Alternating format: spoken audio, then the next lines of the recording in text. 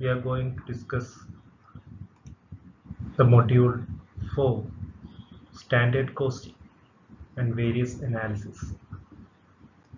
We are moving in this session. We are moving on to the first part of module, like standard costing area.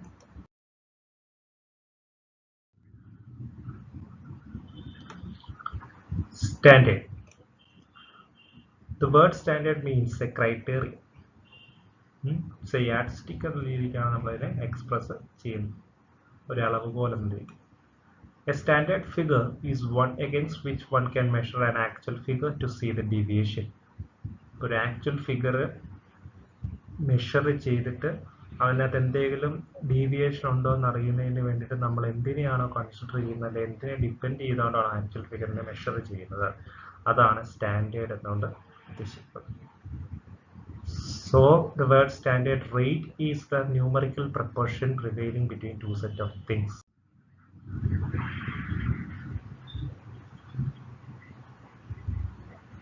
Standard cost is a predetermined cost which is compared in advance of production on basis of specifications of all factors affecting cost and used in standard costing.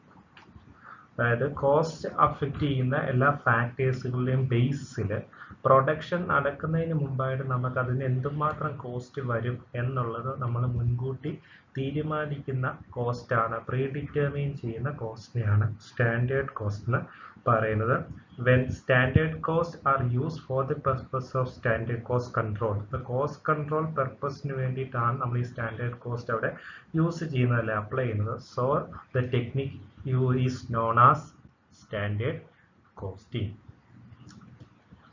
or in other words, standard cost is a predetermined cost that should be attained under a given set of operating conditions.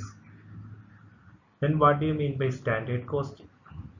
We already said that standard costing is a technique in which standard determination of standard cost in advance of production for the purpose of cost control. It is a technique which is used in many industries, but it is more commonly used in industries producing standardized products which are repetitive in nature. എല്ലാ തരത്തിലുള്ള ഇൻഡസ്ട്രീസുകളിലും useful ആയിട്ടുള്ള ഒരു സിസ്റ്റമാണ്, costing സിസ്റ്റമാണ് standard costing technique എന്ന system എന്ന് പറയുന്നത്. പക്ഷേ എങ്കിലും റെപ്പറ്റേറ്റീവ് കൂടുതലും മോസ്റ്റ്ലി അല്ലെങ്കിൽ കോമൺ ആയിട്ട് എങ്ങനത്തെ ഇൻഡസ്ട്രീസുകളിലാണ് ഇത് യൂസ് ചെയ്യുന്നത് ചോദിച്ചു കഴിഞ്ഞാൽ, റെപ്പറ്റേറ്റീവ് നേച്ചറുള്ള റിപ്പറ്റേറ്റീവ് നേച്ചറുള്ള പ്രൊഡക്ഷൻ പ്രോസസ്സുകളിൽ അല്ലെങ്കിൽ പ്രോഡക്ട്സുകൾ പ്രൊഡ്യൂസ് ചെയ്യുന്ന ഇൻഡസ്ട്രീസുകളിലാണ് ഈ സ്റ്റാൻഡേർഡ് കോസ്റ്റിംഗ് സിസ്റ്റം നമ്മൾ എന്ത് ചെയ്യുന്നത്, അഡോപ്റ്റ് ചെയ്യുന്നത്. It is a technique which is complementary to actual costing or historical costing system. ഇത് ആക്ച്വൽ കോസ്റ്റിംഗ് അല്ലെ ഹിസ്റ്ററിക്കൽ കോസ്റ്റിംഗ് സിസ്റ്റമായിട്ട് നേരെ ഒരു കോംപ്ലിമെന്ററി വേർഷൻ ആണ് ഈ സ്റ്റാൻഡേർഡ് കോസ്റ്റിംഗ് ടെക്നിക് എന്ന് പറയുന്നത്. ഈ ഹിസ്റ്ററിക്കൽ കോസ്റ്റിംഗ് അല്ലെ ആക്ച്വൽ കോസ്റ്റിംഗ് എന്ന് പറയുന്നത് it's not an effective method of exercising cost control. Cost control പർപ്പസിനായിട്ട് നമുക്ക് അഡോപ്റ്റ് ചെയ്യാൻ പറ്റുന്ന ഒരു മെത്തേഡ് അല്ല ഹിസ്റ്ററിക്കൽ കോസ്റ്റിംഗ് അല്ലെ ആക്ച്വൽ കോസ്റ്റിംഗ് എന്ന് പറയുന്നത്. But because it does not provide any yardstick or any standard which with actual performance may be compared. Actual performance compare ചെയ്യാനായിട്ട് നമ്മൾ അവിടെ യാതൊരു തരത്തിലുള്ള പ്രീ ഡിറ്റർമിനേഷൻ സ്റ്റാൻഡേർഡോ നമ്മൾ എന്ത് ചെയ്യുന്നില്ല, അവിടെ ഡിസൈഡ് ചെയ്യുന്നില്ലാത്തത് കൊണ്ട് തന്നെ, അല്ലെ പ്രൊവൈഡ് ചെയ്യുന്നില്ലാത്തത് കൊണ്ട് തന്നെ ആക്ച്വൽ സിസ്റ്റം കോസ്റ്റ് സിസ്റ്റം വെച്ചുകൊണ്ട് നമുക്ക് ഒരു കോസ്റ്റ് കൺട്രോൾ കോസ്റ്റ് കൺട്രോൾ ചെയ്യാനായിട്ട് പറ്റത്തില്ല. എന്നാൽ സ്റ്റാൻഡേർഡ് കോസ്റ്റിൽ serves as a yardstick against which actual costs are compared to know the reason of inefficiency. എന്നാൽ സ്റ്റാൻഡേർഡ് കോസ്റ്റിംഗിലാണെങ്കിൽ അവിടെ ഒരു സ്റ്റാൻഡേർഡ്, അവിടെ ഒരു യാർഡ് സ്റ്റിക് അല്ലെങ്കിൽ ഒരു ക്രൈറ്റീരിയൻ തന്നെ നമ്മൾ പറഞ്ഞായിരുന്നു, എന്താണ് ഫിക്സ് ചെയ്യുന്നത് എന്ന് പറയുമ്പോൾ ഇത്ര യൂണിറ്റ്സിന്റെ പ്രൊഡക്ഷൻ നടക്കുമ്പോൾ നമ്മൾ സെറ്റ് ചെയ്തിരിക്കുക during A selected period of time. അന്ന് പറയുമ്പം ആ പീരീഡ് ഓഫ് ടൈമിനുള്ളിൽ അത്രയും നടന്നിട്ടുണ്ടോ, പ്രൊഡക്ഷൻ നടന്നിട്ടുണ്ടോ ഇല്ലയോ, അതിൽ കൂടുതലാണോ കുറവാണോ എന്നുള്ളത് നമുക്ക് എന്ത് ചെയ്യാൻ പറ്റും, ഈ സെറ്റ് ചെയ്ത സ്റ്റാൻഡേർഡിന്റെ ബേസിൽ നമുക്ക് വിലയിരുത്താനായിട്ട് സാധിക്കും, കമ്പയർ ചെയ്യാനായിട്ട് സാധിക്കും. അങ്ങനെ കമ്പയർ ചെയ്യുമ്പം we have to know the or to identify the reason for inefficiency if there. അങ്ങനെ വരുമ്പോൾ therefore actual costing system cannot be ignored even if standard costing step അതുപോലെ എന്ന് വെച്ച് സ്റ്റാൻഡേർഡ് കോസ്റ്റിംഗ് സിസ്റ്റം അഡോപ്റ്റ് ചെയ്യുന്ന വെച്ച് നമുക്ക് ഒരിക്കലും ആക്ച്വൽ കോസ്റ്റിംഗ് സിസ്റ്റം അല്ലെ ഹിസ്റ്റോറിക്കൽ കോസ്റ്റിംഗ് സിസ്റ്റം തീർത്തും ഒഴിവാക്കുന്നു എന്ന് നമുക്ക് പറയാനായിട്ടും പറ്റത്തില്ല.